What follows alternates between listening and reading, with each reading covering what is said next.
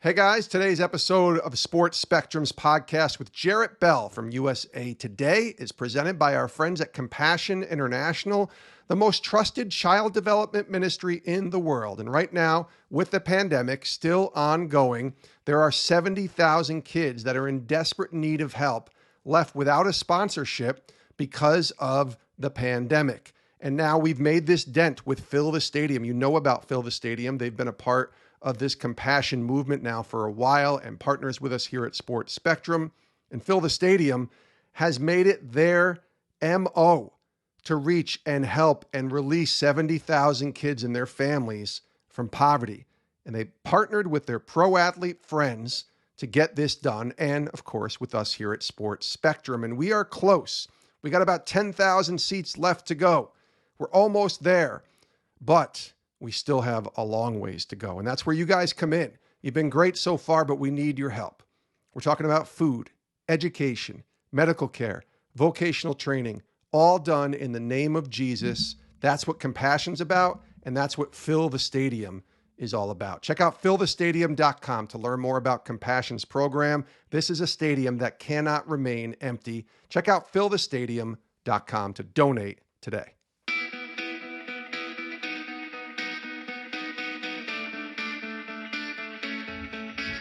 Welcome to the Sports Spectrum Podcast, the intersection of sports and faith.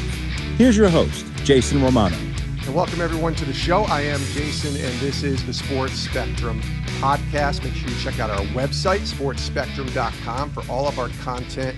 It's all free, and it's right there at the website. You get daily devotionals, you get podcasts, you get articles and stories, all available for free. The intersection of sports and faith, bringing Jesus back into the sports conversation, and it's right there at sportsspectrum.com. And when you're there, click that newsletter icon at the top of our website. And when you do that, just put your email address in and you can sign up for free for our weekly newsletter. We promise you, we will not spam you. We will not send you multiple emails out of the blue every single day. You will get one email one time a week updating you on all that's happening at Sports Spectrum, the articles, the stories, the podcasts, the devotionals that you may have missed. It comes right to your email inbox, and you can sign up again for free at sportsspectrum.com. Just click that newsletter icon and you're good to go. Today on the show, I'm really excited to bring Jarrett Bell to Sports Spectrum. Now, Jarrett is an NFL columnist with USA Today. He's been there since 1993. He previously served as a contributor at ESPN for 5 years, from 2013 to 2017. I've known Jarrett a long time. He's a great guy, and there's nobody out there that I put ahead of Jarrett Bell as far as a guy who knows the game of football and who's been around the game for a long time. We're talking about 40 years this guy has covered the NFL. He came into his own after graduating from Michigan State, and the first assignment he had was to cover the Dallas Cowboys, America's team, in 1981. And he's been covering football ever since, and he's been a part of many different places that cover the NFL. As I said, ESPN, NFL Films, NFL Network. He's a member of the Pro Football Hall of Fame Selection Committee. So Jarrett's got a very large, let's say, impact and imprint on the game of football, and has been for many years. Jarrett is also a man of faith, and his faith has guided him in some difficult times, and he's kind of had a little bit of a roller coaster ride, as all of us have had with our faith. And so we talk about that today on the show. We're also grateful to welcome back Jade McCarthy, who's a contributor here at Sports Spectrum, and she talks to Jarrett today on the show. We all worked together for a small, brief period at ESPN, and Jade and Jarrett are going to have a great conversation. We can't wait for you to hear it right now, right here on Sports Spectrum.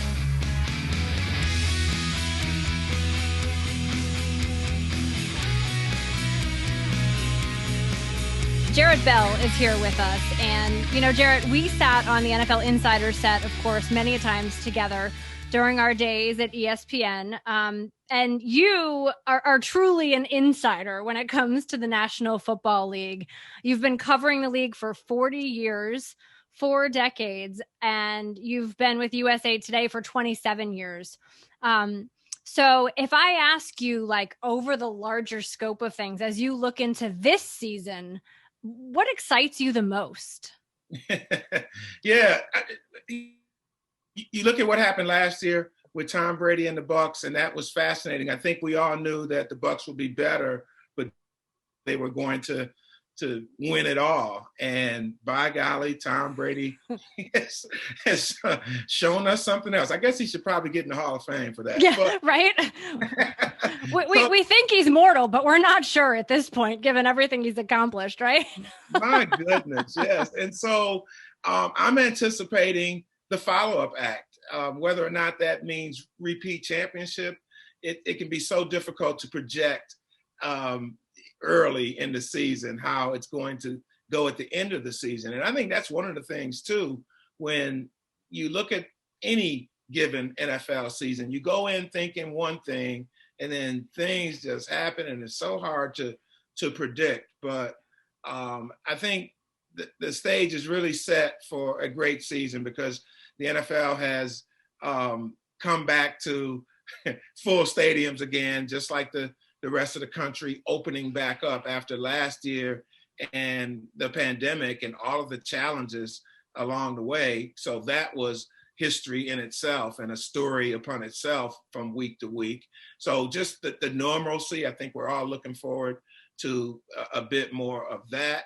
And then all of the other twists and turns on the field with a 17-game schedule, we'll just have to wait and see. But as usual, yeah, you're going to look at the star players and the glamour teams. And, I mean, will the Patriots really get back to being a Super Bowl contender with the Cowboys, with Dak Prescott, finally win big again? I don't know. Aaron Rodgers is always a saga. And then, of course, the Kansas City Chiefs, I think we know with Patrick Mahomes that they are always going to be heard from and be a factor. So those are the things that as the season kicks off and we get started with it all, you say, okay, let's see how some of these storylines develop. Sure. And with Mahomes, they revamped that offensive line, which was the difference between the Super Bowl, you could argue. So it'll be interesting as it all shakes out. Injuries are always a part of it. But in a way, the NFL mimics life in the sense of the predictability of the season is next to impossible. And that's kind of the way life can go sometimes as well. I am curious. Relationships obviously are just a huge part of the NFL, like they are in life. And you have been able to forge some really meaningful relationships throughout your tenure covering the league. And one of the people that you've been fortunate to develop a relationship with is Tony Dungy. And of course, within football and within faith, his name is synonymous as a big name in both of those circles. I know you mentioned to me what you call lovingly Dungyisms, if you will. 3 things that he has said that have really resonated with you. Can you share those with us here, JB? Yeah, it's interesting, Jay, because I've mentioned the 3 things. And okay, what are those 3 things? And so I wrote them down somewhere, but I know them. I'm pretty sure I know them. And the reason that I know them is that I've been a member of the Wednesday Bible study group headed by Tony Dungy and James Brown, the sports announcer, for about 4 years now. And it has been an awesome experience just to be on the group week by week and to go through the Bible and to have Coach Dungy break it down in certain terms, but in language that we can all relate to. He is just phenomenal, a great teacher. And so the Dungyisms, one of the Dungyisms is always take God with you, okay? And, that's one that we can get into certain situations, especially not only personally, but professionally and how you conduct yourself is so important. And that's Coach Dungy that, I just really respect is the fact that he is so consistent. And so I've known him for 25 years or so, maybe even, that long. And he has been such a consistent person just dealing with, from a media standpoint, and then from the spiritual standpoint as part of his Bible study group, his consistency is just amazing. And I really have gained a lot of insight into why players just love him so much. I'll never forget what Edgerrin James told me years ago when he left the Colts to go to the Arizona Cardinals. And I went to write a story on him, and he said, you know, Dungy is always my coach. Okay, that's my coach. I don't care what team I'm playing for, who I'm with. After football, Tony Dungy is my coach, and I better understand what he means. And you know, all these players that play for Dungy with different personalities too. You look at a guy like Warren Sapp, who is over the edge in a lot of ways. Okay, Sure. But you know, when it comes to Tony Dungy, boom, that's his guy. And so Dungy is just, you know, able to just relate to so many people who come from all sorts of backgrounds, and I really have captured that, have been able to capture that feeling for him. But that's the one Dungyism is always take God with you. Another one is be careful who you get counsel from, and by that, you know, his whole point is that you know, you have to seek the advice of, but you always have to try to consider the source in terms of, is it coming to you from a spiritual standpoint, or is it coming to you from another standpoint that has nothing to do with God and faith and spirituality? And I've thought about that so much in terms of different situations that I've been in, and I've talked to people, and people who, you know, quite frankly, are people I trust, good friends, but may not have the same spiritual walk. And so the point that Dungy has made so often has been, you know, you want to deal with the world. And that's one of the things that he said. You have to deal with the world and the environment, but you always have to kind of keep it in context in terms of who you're dealing with and what they're saying and where it's coming from. And so make sure you're putting the world through the right funnel, which if you're a spiritual person means the funnel of somebody who's going to factor that into the advice that they're offering you.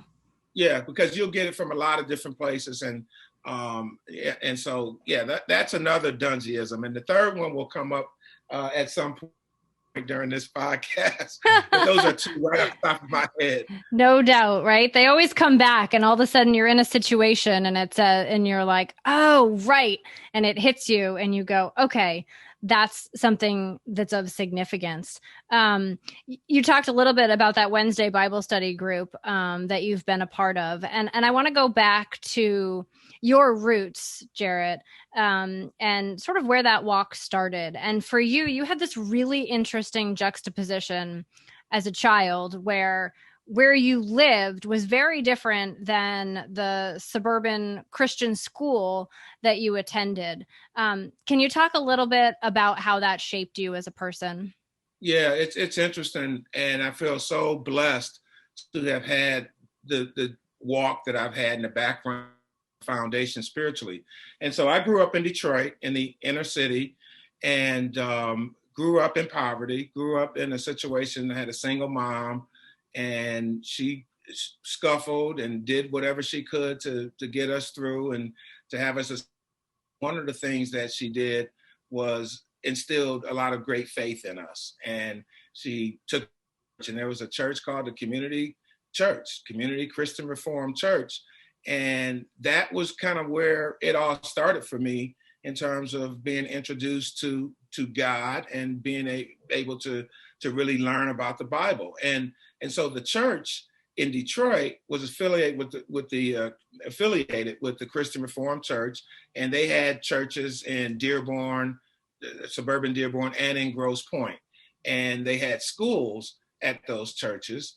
And so I think I was in second grade. Actually, it was fourth grade when I first went there, and that was where I went to grade school, from fourth grade to eighth grade. And we had a bus that would come and pick us up and take us to Grosse Pointe every day. And Grosse Pointe is interesting, has an interesting history in itself. At one point, I mean, very lily white back in the 60s and before that, very ritzy and Tony. So this is very different from where you're living in terms of where you are sleeping at night and so on and so forth. Oh, totally. And so, Detroit, with all of the, urban challenges that are there, showed me one thing, but to be able to leave Detroit and go to Grosse Pointe every day, no knock on Detroit at all. I'm very proud of my time in Detroit. I grew up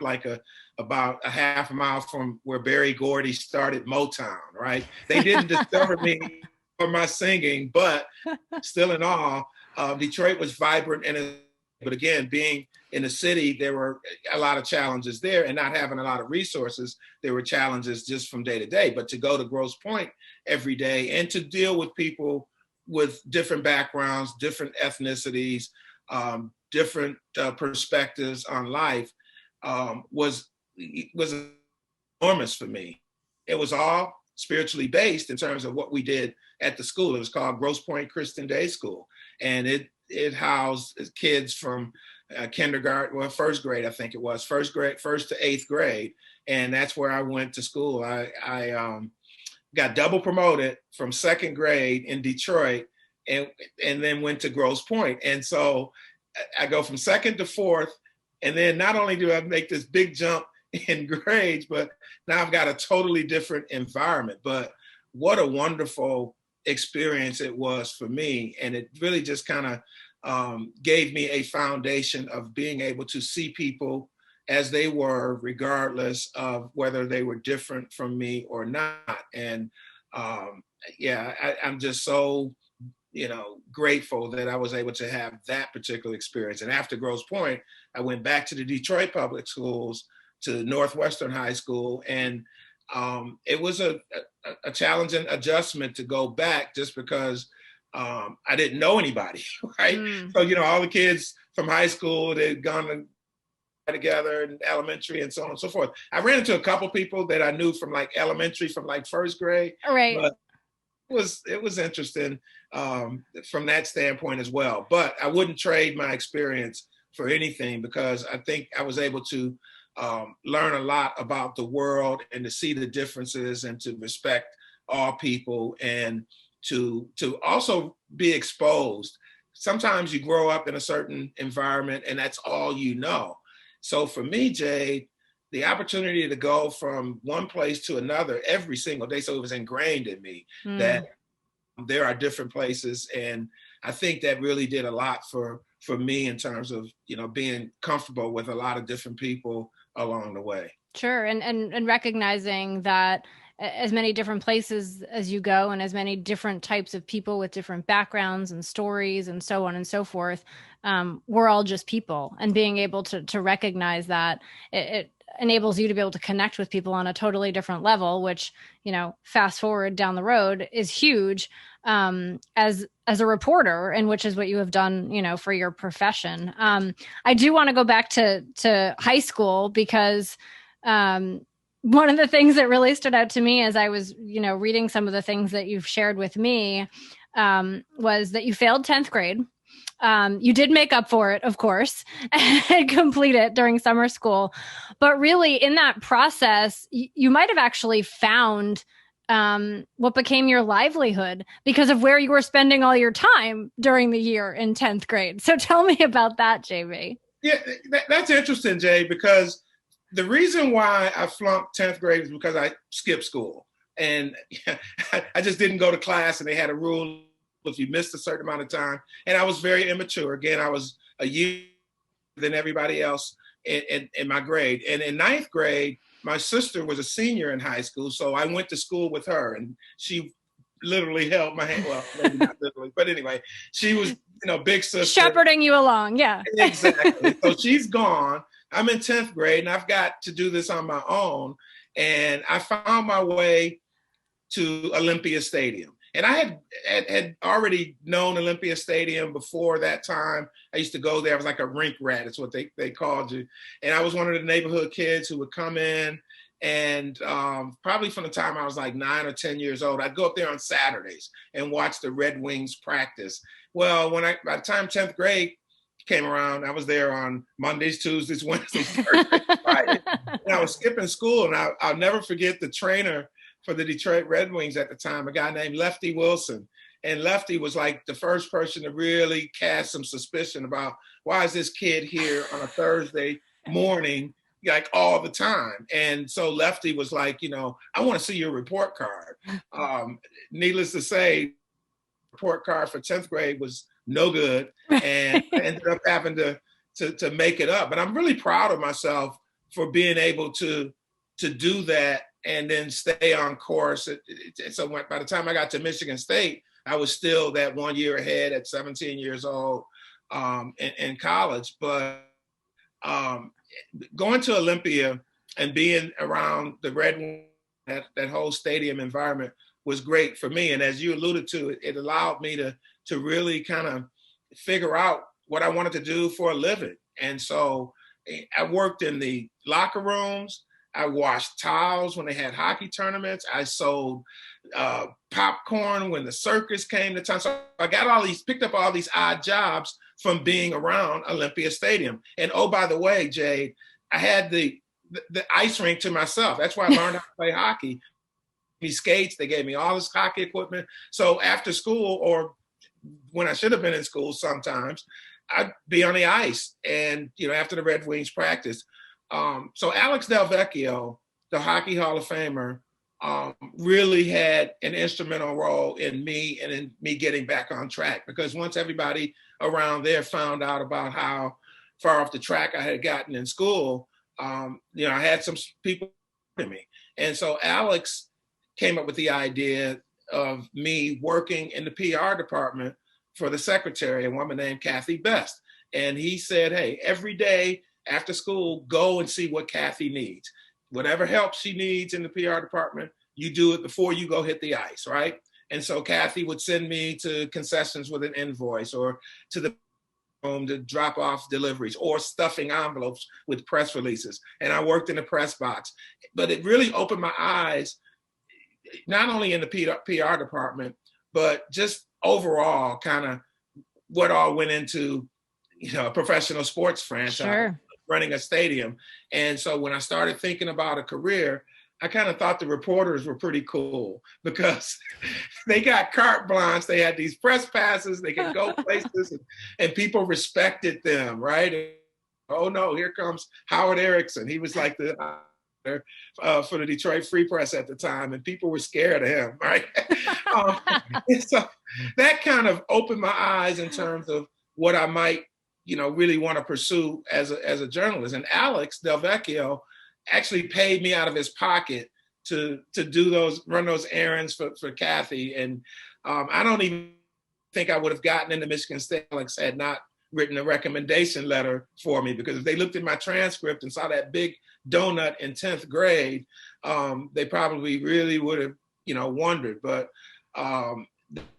wonderful experience, Jade. It really was. And I think it really kind of set the course for me when you added on to everything else that, had happened with my development spiritually. Sure. And it's funny how sometimes going forwards, we don't really see how God has pieced things together. But then when we reflect on it, it can make a lot more sense. And we understand that, oh, well, maybe this went this way because it was setting me up for this down the road. And for you, Michigan State had an allure to you, I think, because of your cousin who went there. So how did that sort of come to be? And I know he's since passed, but what influence did that have on you as you were looking ahead at that point in your life, Jarrett? Yeah, Jade, you just touched on it. It's like you run into different situations, and it seems to me, and this is the way I understand it, is that God put certain people in my life throughout my life that really helped me and really made significant impact on me at certain crossroads. And so for me, Larry Bethea, he was my first cousin. Now, he didn't grow up in Detroit, so I didn't know him very well. I knew him because of family, but he lived in Newport News, Virginia. He was an All-American high school, and he went to Michigan State. So basically, at one point, and Larry got wind of the 10th grade situation too, And news travels fast. Yeah. And Larry had me come to East Lansing, to Michigan State, to spend a weekend with him. And his roommate named Tommy Graves, who went on to play for the Steelers on one of their Super Bowl championship teams. And they had me up, and it was a football weekend and all of that.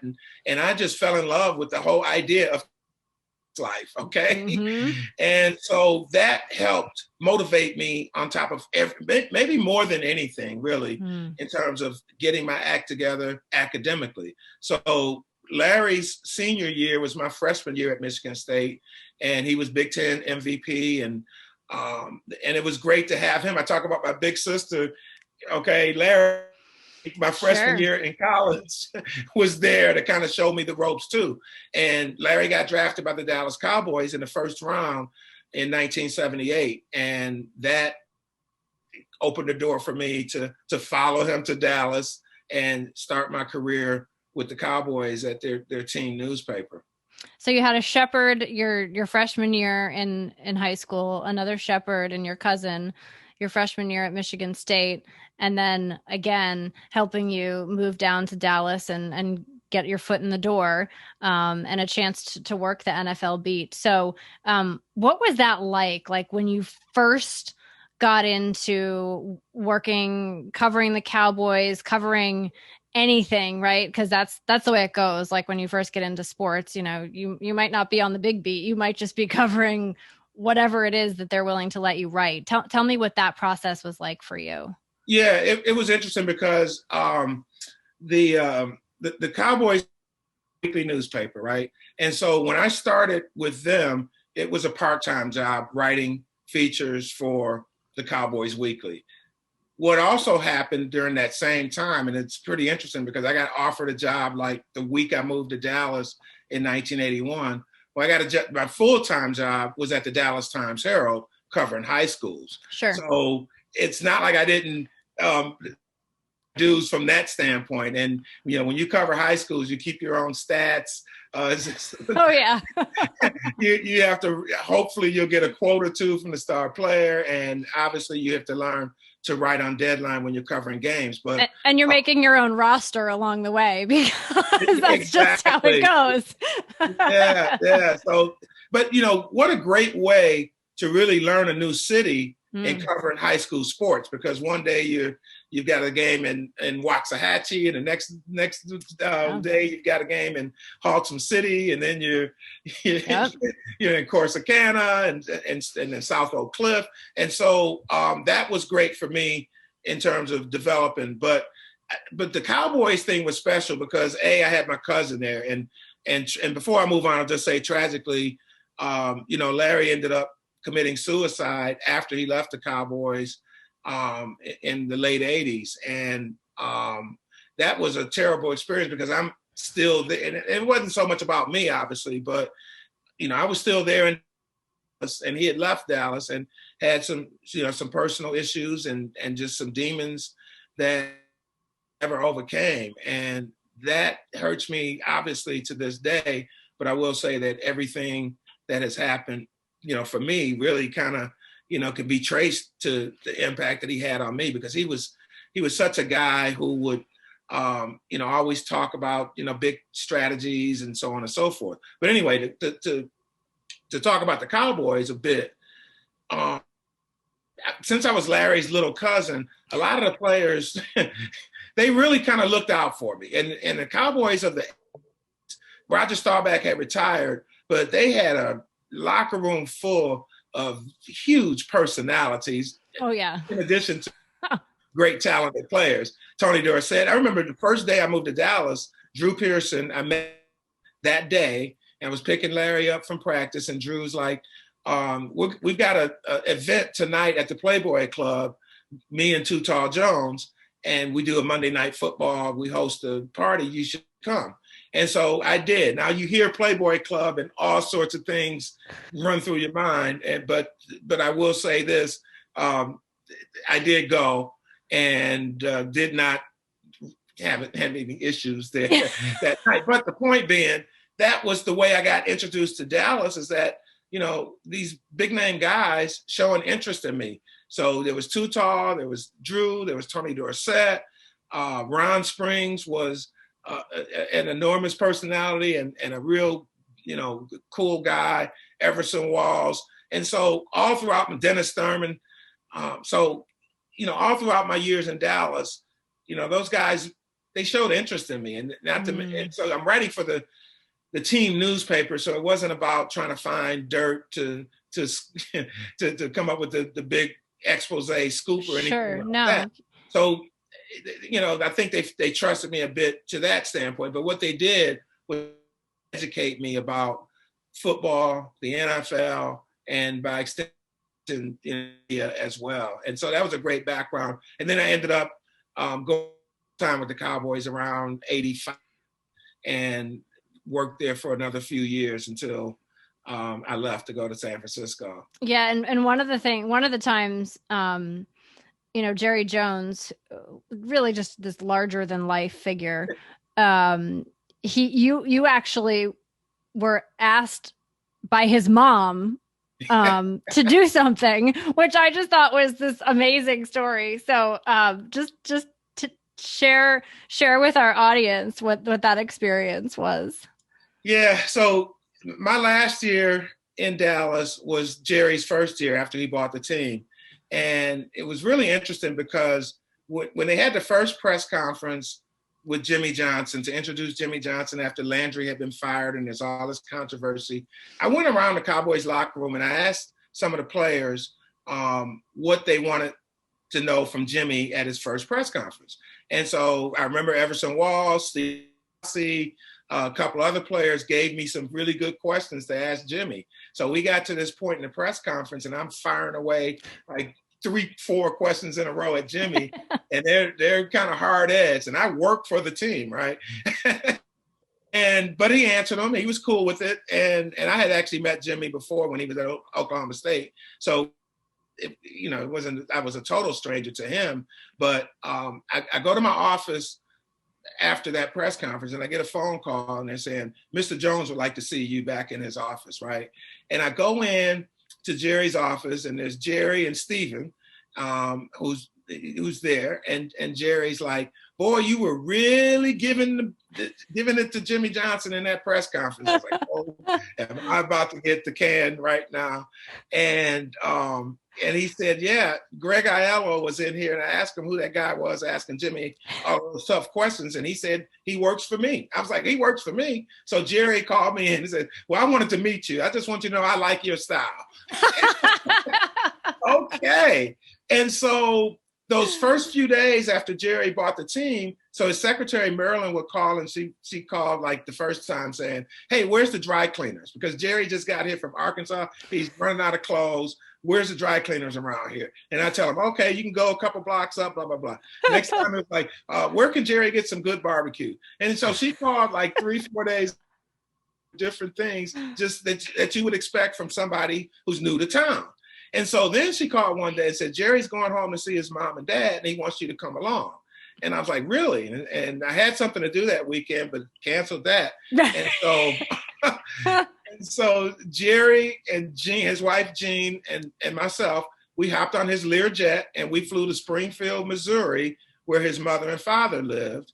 And Jerry had built a YMCA and named it in honor of his father. So they were dedicating it that weekend. This was about a month after he bought the team. But this was the first time Jerry had seen his folks since he bought the Cowboys. And so we went to his sister's house and a bunch of the family people were there, family members were there, and everybody was just so excited that he had bought the Cowboys and they saw him on CNN and so on and so forth. And it was just a great experience to kind of capture knowing how important it was for Jerry, but as a reporter, just to kind of see all of this unfold. Sure. So you asked about his mom.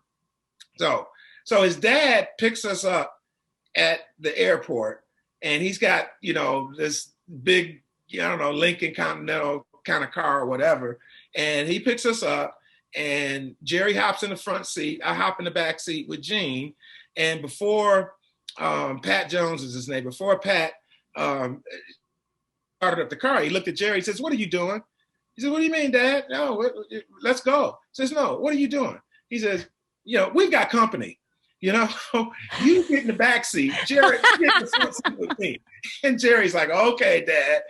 And so that's great. Yeah, so Jerry's dad's like, okay, you sit next to me, and Jerry, you get in the back seat. So that happened. And so we spent the whole day there. We went to lunch and the whole thing. And it was just really a cool day. And so at the end of the day, Jerry's mom, our mentor, bless her heart, rest her soul. But she comes to me, she says, I got something to ask you. Can you please look out after my boy?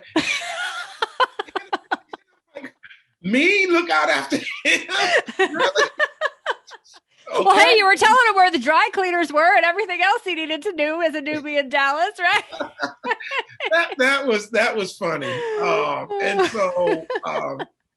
so that was a great experience. And then obviously have known Jerry, ever since. And we've had many conversations. We don't always agree on things, but the thing I like about Jerry is the fact that, we can talk about things that we don't agree on. The Kaepernick thing probably is the biggest example of that. But, so many issues have come up over, the time that Jerry's on the Cowboys, and he's always kind of in the middle of them. Yeah. It was, and there's too many to really just kind of detail, but you just think about Jerry and his persona and his presence, and oh, by the way, the success of the Cowboys after the Super Bowls from a business standpoint, but for 3-4 years, winning big. And so it's always good to go back to Dallas. And there's still some people, Jade, with the Cowboys, probably maybe 5 or 6 people still with the team in some capacity that were there when I worked for them. Let's take a quick break from our conversation here on Sports Spectrum to tell you a little bit more about our friends at Compassion International, releasing children from poverty in Jesus' name. They are the most trusted child development ministry in the world, and it's a company and an organization and a partner of Sports Spectrum that we value so much. And the work that they do, when I tell you how important it is, I'm not sugarcoating it here. It's incredibly important work, releasing kids from poverty, but doing it in Jesus' name, teaching these kids who are stuck in really dire situations about how they can accept Christ and have a relationship with Jesus. That's the most important thing, but they do it with compassion and through Compassion's programs. Now, due to COVID-19, 70,000 kids last year and their families in Compassion programs were stuck potentially without a sponsorship and are in need of your urgent support. Now, 70,000 is the capacity of the average pro football stadium. And since we've launched Fill the Stadium and their Compassion program a year and a half ago, we've seen almost 58,000 seats filled with Compassion's program. You guys have come through. I'm telling you, every seat representing a child in need, and we're close to 60,000 seats. So our goal is very much in reach of helping 70,000 kids and their families. But we're not there yet. So we need your help. It's almost to the end, but we have to keep pushing here to help these kids. There's still 10,000 children out there who need your help. Your help providing essential food and medical care and support for a child and their family during this ongoing pandemic. Help restore what COVID-19 destroyed by going to fillthestadium.com and donating today. Any amount helps. Fillthestadium.com. This is a stadium that cannot remain empty. Fillthestadium.com. Jarrett Bell joining us here on Sports Spectrum. Let's talk a little bit about covering the NFL during the 90s, really when there was sort of this public collision of football and faith, in the sense of there were a lot of players that were very forward about their faith and about Jesus being a part of their lives. What was that like for you? Given your background, having grown up in a faithful way and attended a Christian school, to sort of see that not just behind the scenes, but in a more public way. Yeah, it was really profound because so often, I mean, there's these different things, patterns of behavior that have, existed in sports throughout history, right? Sure. Because just think about it, Jade, there was a time when players wouldn't even mention anything to do with politics, for example, right? Yep. Just because they thought it would hurt their marketing. Well, when it came to spirituality and religion, that was another no. And then somewhere in the 90s, guys started doing things a bit differently. And I think Reggie White had so much to do with that, because he was, he was a minister, and he was a minister of defense. Minister of Defense, and aptly named it because it was not just in title. Yeah. And so the players started having prayer circles after the games. We see after the games, and traditionally for many, many years, where the game's over and the players mingle at midfield. And so the players, several spiritual players, started saying, okay, we're going to mingle after the game, but we're going to have a prayer, and we're going to do a prayer circle. And that was really I think the impetus to having guys really profess their faith even more publicly than they did. I mean, you always had guys who would say praise God, or have some kind of comment as they're doing an interview, but to see that demonstration and for it to be accepted. And I think when it first happened, there was probably, a segment of people saying, we don't need this on a football field or whatever, but you're going to get that, just like if you got for kneeling for the national anthem. So there was that.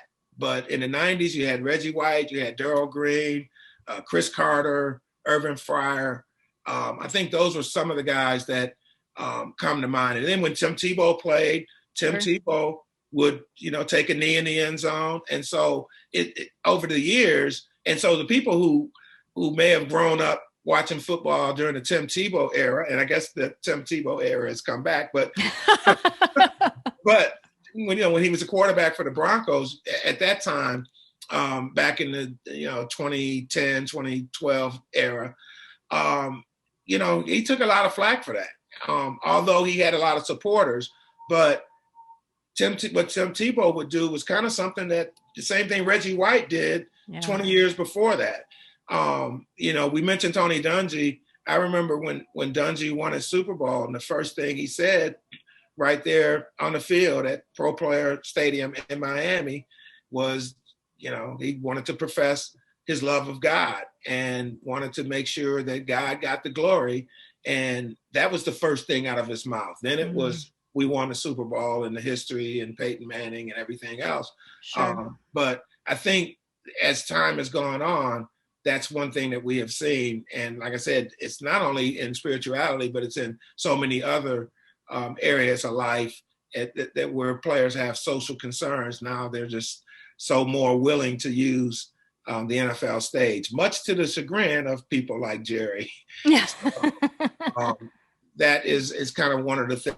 I think when I go back to that era in the 90s and I think about Reggie White and his impact, it went beyond football, and we know how great of a football player he was. My goodness. Yes. I mean, it's funny. JB, I remember my first night in Philadelphia was the night that they retired his number at Lincoln Financial Field. And it was just to see the fans and the franchise and everybody who he had touched in some way, shape, or form during his time in Philadelphia, and the impact that he still had, all those years later. That was in 2005, was really just a tremendous experience for me as someone who was new to the city of Philadelphia. And it's funny, like I found from reading Tony Dungy's daily devotional, The Uncommon Man, like he talks about that Super Bowl season, and he talks about, some of the premises that you spoke of, like take God with you and all of those things. And he talks about scripture that inspired him that season and throughout the course of it. And you can just see how it has always played the first role in his life, right? Like put God before everything, and then everything else follows. So I wonder for you personally in your own faith walk over the years, how has it ebbed and flowed, and how has it been impacted by, these different people that you have met, some of whom are like Dungy and are extremely faithful and forward about it, and others of whom are not? Yeah, I'm a work in progress, and I'm always a work in progress. I think, aren't we all? Yeah, yeah, we are. But I think from a spiritual standpoint, I really got off track. And I think when I went to college, that's the first place where I went off track, because you're talking about a guy who, even though I skipped school that one year, but I was in church, okay? And that was kind of part of the daily regimen for me. And when I went to college, I did not go to church a single time in 4 years in East Lansing. Now, when I came home, I did, but when I was there on a college campus as a student, I never went to church. And it was kind of like I put that off to the side in terms of what was going on in my life. And like a lot of kids in college, yeah, I partied hard and I, did all sorts of things. So that's where I first got off track. Well, that didn't just happen at Michigan State. It kind of went on throughout the 80s and when I was in Dallas and starting my career. And so I always knew God was there and believed in God, but did not put it first in my life, and still said prayers and things like that. But as time has gone on and I've had different adversities, because one of the things that, kind of irks me with myself is that, you think you get into some kind of crisis situation and then now, okay, let me pray about it. Well, you need to pray all along. Right. And that was not me. And so I had to learn that if I'm going to talk the talk, I've got to walk the walk. Sure. And so it's a continual growth for me. And it still is. I think in, the past few years, and the Bible study has done wonders for helping me stay on track, stay consistent. That's where I think I've had the most growth. And so hopefully that growth will continue, but it's putting God first. And I think part of it for me was I had to really understand what that meant. And so for me, what it means now, what it didn't mean 15 years ago or 20 years ago, was when you wake up in the morning, the first thing you're doing is you're hitting your knees, you're praying, okay? And you start your day like that. And then as the day continues, everything that you do, even though you've got all of these real world or these worldly things that you're dealing with, be it, with your relationships with other people, be it with your profession and all the stresses of life, well, you still have to start from a spiritual standpoint in terms of how you look at it, how you view what you're dealing with from moment to moment. And so that's kind of what I want to do. That's where I want to go. And I'm trying. I'm a work in progress. But I will say this, that my consciousness and my devotion has been, better in recent years than it was, several years ago. But I think I got off track, like I said, when as a young person coming into my own as an adult, that was not the best period of time for me in terms of, walking with faith. Well, and I think it's a lot of us have to learn, because we're all human and we all sin. A lot of us have to learn that we have to give praise as much as we pray. And, we have to do both of those things when things are good and when things are bad. And it's that consistency that's the challenge. And that's one of the things that I find to be most compelling about God, right, is that he is so consistent. And getting in our scripture every day and putting that on your mind first thing in the morning, like you said, get down on your knees. It really can turn the tide of your day, I have found, just by taking that time and investing it in the morning. It can allow you to funnel your day in a different way. No doubt about it. It really does. It puts you in the right frame of mind, and you learn from it. Some days.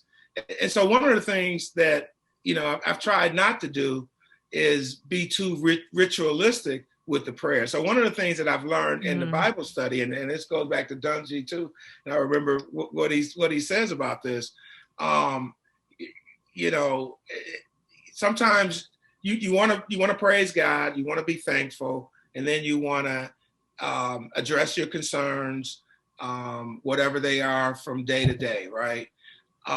And so sometimes I sit there and I think it's like, wow, this almost sounds like yesterday's prayer, and I don't want it to sound just like that. So I've had to really kind of, think about kind of how I converse with God to not make it sound like it's just some, rehearsed, ordeal that I had that I've gone through many times. But the one thing Dungy said about that, because we were having a conversation on the Bible study about prayer and how to pray. And he said, he cut everybody some slack, basically. He says, sometimes you're not going to always be as loquacious as you are in other times, and you might not have as much to say. And he says, you always, as a default, have the Lord's Prayer. So if you can't think of anything else to pray about, but you have to pray, just go with the Lord's Prayer. So that's your default prayer. And he broke it down too. He says, think of when you look at it and you see how it flows, and Jesus talking to his Father and where he began, hallowed be thy name. That's what we want to do when we pray. We want to give praise right off the bat. And so that's the default prayer when you think you may not have anything new or different that you want to say. But I think with practice and repetition, as they always say in football and football practices, the better you become, the more you do it, the better you become. I think that's kind of part of, my thinking with it as well. Yeah. And I think you're right when you say, as you converse with God, right? Because it's a conversation. It's not just supposed to be this, okay, I'm grateful, and here's the list of things that I feel like I need to pray to you about, right? Like there's give and take to it. And I guess lastly, as we wrap up here, JB, one of the things that I love about listening to this podcast, Jason always ends with this question, and I think it's a terrific one. And that is, what do you think the lesson is that the Lord is teaching you in your life right now? It's teaching me that I can do more, and that I can be a better example, and that the work is not done. I mean, there's so many lessons, but that is a great question. I think it also, as we've talked about during this podcast, I mean, it's also taught me that you're going to you're not perfect, okay? And you're going to make mistakes, and you're going to have situations where your judgment is not what it should be or could be, and you have to learn from those mistakes. So by the grace of God that we're still here, we can still do something about it. There is always tomorrow. There's the next day, and you can still grow from things and adversities and mistakes and everything. So I think that's the one thing. But that too really starts with the whole idea, when you start putting God first, then you'll think about those things. You will become more conscientious. You will say, okay, is this the best way to do this? The best way to handle this? Is this the Christian way to do this? And so that's, I think, part of the ongoing lesson. But the other thing, the one thing I pray about, in addition to praying to be a good example and a good father for my children, is to be a good example. And so I ask God to, show me, help me be a person that people can look to and say, this is something that we appreciate, or something that we can grow from ourselves. So you want to feel like you can have impact. You mentioned Jason Romano, our buddy from the ESPN days, and he wrote a fascinating book about his journey with his father. And I didn't realize that when I picked up the book, that it was going to impact me as much as it did. I just thought I was going to read this book because it's my pal Jason's book, right? But what it did for me, so you can find lessons everywhere. it made me put a mirror on it to myself in terms of how you really get through situations with people that you feel like you've been victimized by, and you have to really forgive them. And you hear that all the time. You got to forgive the other person, but there is a deeper level of forgiveness when it really comes from someone that you are close to or have been close to. And that takes, some special guidance and some special intervention in many ways. And so that was the thing I got from Jason's book, and I applied it to myself in situations that I've been in. And it's like, okay, you really have to forgive. You can't just say it because it's easy to say, but right, coming from the heart. So a lot of lessons, Jade. A lot of lessons. And, I think, like you said before, you have to walk the walk and not just talk the talk. And that's true with forgiveness the same way it is with our spiritual lives, because you can say something and not really internalize it. And, I always think of advice that my dad gave me, years ago. I was in high school, and he said, look, you can either accept somebody for who they are and be a lot happier for it, or you can be frustrated with who they are and you're going to end up hurting yourself in the process. And I think that that acceptance goes a long way, and that forgiveness goes a long way. And we all face different challenges that are going to require those aspects of ourselves. And the challenge might not be the same, or the circumstance might not be might not be the same, but what we need to do to move through it in a lot of ways can be very similar. Yeah, no, great words of wisdom. It's, everybody's got something. Everybody's got something that they're dealing with. Yep. And it could be, physical, it could be financial, it could be relationship. I mean, everybody has something. None of us are perfect. And so I think the thing that we can all do, and we all should do, and not to get on a soapbox to point a finger at anybody, but to, speak from my perspective, is to have that foundation and with God leading the way. Yes. And love God and love each other. Right. I mean, because if you can do that, when everything else follows after those two things, we're leading in a very different way. And now you just sparked the third Dungyism. See, look at that. We go full circle, JB. I love it. It sounds like that's it. And Dungy says, do it in love. That's one of his themes that he says over and over.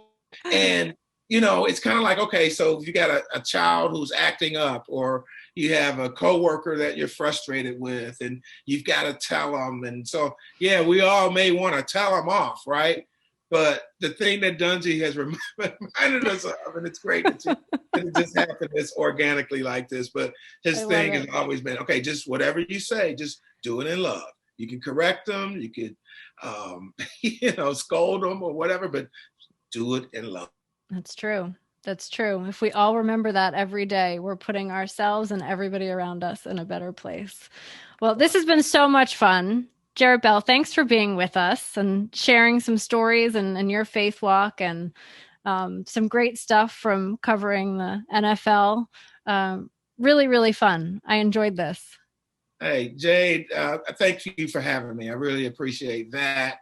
And it's good to be together again. Yes. After, all of those shows on the ESPN set. I miss it. I know you miss it. We all miss it. Every time I run across somebody from, the ESPN days, we all just kind of, hug each other or, have a flashback. So this has been cool. We never had this conversation. We didn't.